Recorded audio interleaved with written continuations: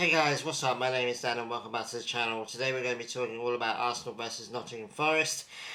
Disappointing 0-0 draw. We have to say that right off the bat. It's a game that we should have won, I think, and a game that we needed to win. We needed 3 points to keep within touching distance of Liverpool. We didn't manage to do that. It was a pretty atrocious game, really drab game actually, depressing at times. We just have had no attacking threat whatsoever going forward right now. Ethan Ranieris did really well. I think he came the closest to kind of unlocking their defence, but yeah, I mean, Marino as well. I think he hit the post at one point. It's just on its own, it's not so bad. Nottingham Forest are doing phenomenally well this season. They're doing really, really well. They're a great team, and getting a draw against them is not something to be embarrassed about. It's more to do with the fact that in the context of the league position, Liverpool playing as well. Liverpool had a really important game against City. Apparently, that was the easiest game in the world. They cruised to a really good win from that. So I think they're like 11 points clear now. So you kind of think, well, okay, the season's done now in terms of the league. And, we've got PSV, two games coming up against PSV, one this week. We've got Man United and Chelsea as well in the league. So the league's going to get a little bit difficult now. Man United and Chelsea are trash, but they'll step it up for Arsenal. They know that we're impotent going forward now. We don't have a striker. We don't have anyone that can really score regularly for us anymore. So it's going to be interesting. It's going to be an interesting couple of weeks. Not in a good way either, I don't think. But yeah, like I said, don't take no disrespect away from Forest. People saying that we should have won this game, blah blah blah. Well, yes, we needed to win the game. I don't think it was a guarantee that we should have won the game. Forest are a good team. They're a top team right now. They're doing way better than a lot of other big teams out there. So then the result's not too harsh. It's just the league position and the fact that it highlights that we just do not have a goal scorer in our team there anymore. Odegaard's having a really terrible season. He hasn't been the same since he got injured. For me, I think weirdly just needs a break now. I think summer off, decent preseason. I think he comes back to normal next summer, next season, shall I say? But it's not just him. All the players look flat. A decent clean sheet for Raya, but that's pretty much it. Yeah, it was just a terrible game. Forest didn't really look anywhere near troubling us. It wasn't like we were hanging on to dear life. Both teams just didn't really get out of second gear. Just a drab game. It was just one of those games that you wake up at 4 a.m. to watch. Luckily, I was at work, so I was awake anyway. But it's one of those games you wake up early to watch, and then by the end of it, you're like, mate, I really regret that. That's 2 hours I'm never going to get back. It was a drab game. Let's just be real. And yeah, our season looks over right now. Liverpool, I still feel like they're on the tipping point of having a few bad results. So we still need to keep winning. We need to beat Man United. We need to beat Chelsea. I think we'll Fulham after that. We need to be beating all of these teams. Get more wins now.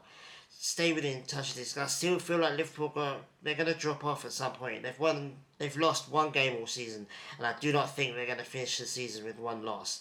I think they're going to lose a couple more. And if they do, and if we keep winning, then we stay right with them. But 11 points, even games now, I believe. So, it's a massive, massive ask now. It's been done before.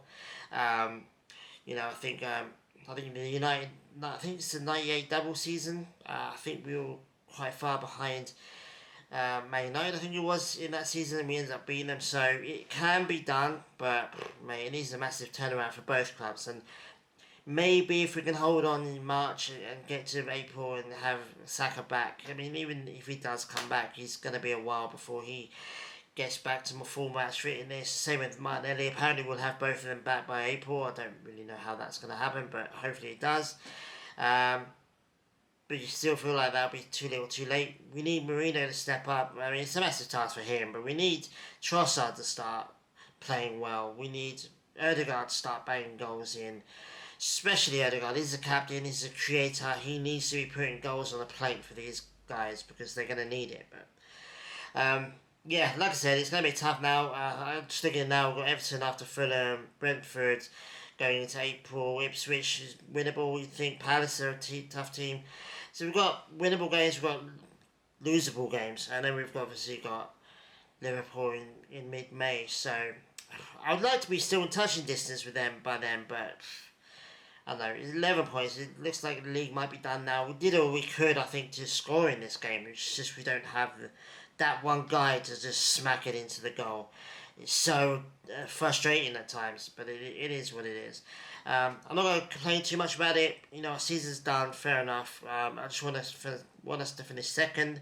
I want us to get past PSV in the Champions League. That's going to be a massive task. But if we can't do that, and if we do lose against Madrid, then you kind of hold your head up high, and go, you know what, it's Madrid. But it doesn't look too good right now. I think that's what gets most Arsenal fans upset right now, is the fact that it does look quite hopeless in the league and the Champions League.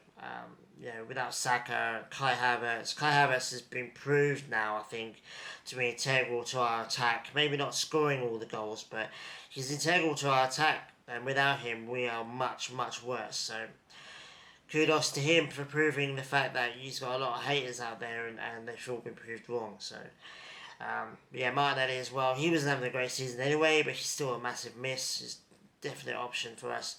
Yeah. Anyway, it is what it is. I'm going to come back. Obviously, there's going to be no games now until next weekend. Obviously, FA Cup in the weekend for some reason, but I won't do a video on the Champions League, I don't think. Not in the first round anyway. So I'll probably come back after next week to do the video on the Man United game, I think we got next. So, yeah, stay tuned for that. Let me know what you think of the solution is. What do you think? What can we catch up with Liverpool? You know, can we do well in the Champions League? What do you think? I mean, I've already said what I said in Arteta. I think he needs to be really back this summer and then go one more time next year. And if he doesn't win anything next year, then I think he's seriously thinking about what the solutions could be, because you know it feels like we've got a bit stagnant right now. Even if this, you know, the injuries we didn't plan ahead. Apparently, we didn't try and rectify the situation. We didn't try and, you know, solve the issues. We just went, you know what, we've got a load of all of our farm free out. Let's just not sign anyone. So hopefully he's back in the summer and we do well and we win the trophy next year. But next year is the crunch time for me with Arteta. He needs to prove that he can win something with us. So anyway, guys, thanks for watching. I really do appreciate it. Leave a like and comment down below. I'll reply to all the comments. We'll have a discussion about what the mess of this season is, and yeah, anyway guys, thanks for watching. Have a really good week, and I'll see you guys very soon. Adios.